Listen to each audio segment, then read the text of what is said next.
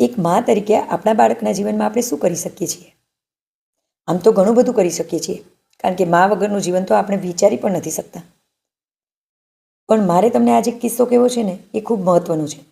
થોડા દિવસ પહેલાં મેં એક વર્લ્ડ ચેસ ચેમ્પિયનનું ઇન્ટરવ્યૂ જોયું હતું અને એમાં એમણે કહેલું હતું કે મારી મમ્મીને ચેસ રમવાનો શોખ ખૂબ હતો.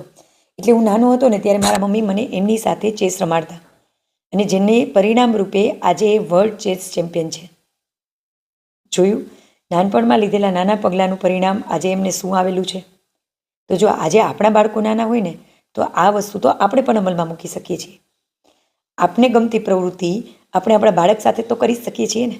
એના ઘણા બધા ફાયદા થઈ શકે છે. સૌથી પહેલાં કે આપણી ગમતી પ્રવૃત્તિ આપણે કરીએ છીએ ને, એટલે આપણો મૂડ, આપણી ફિઝિકલી અને મેન્ટલ હેલ્થ ખૂબ સરસ રહે છે.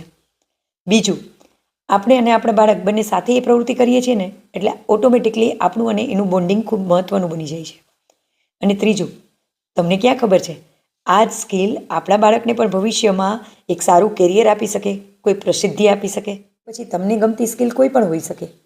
રીડિંગ હોઈ શકે, ડાન્સિંગ હોઈ શકે, સ્પોર્ટ્સ હોઈ શકે, કોઈ પણ વસ્તુ તમે અમલમાં મૂકી શકો છો. તો આ પોઝિટિવ એટીટ્યૂડ સાથે આ વસ્તુ તો આપણે ચોક્કસ અમલમાં મૂકવી જોઈએ.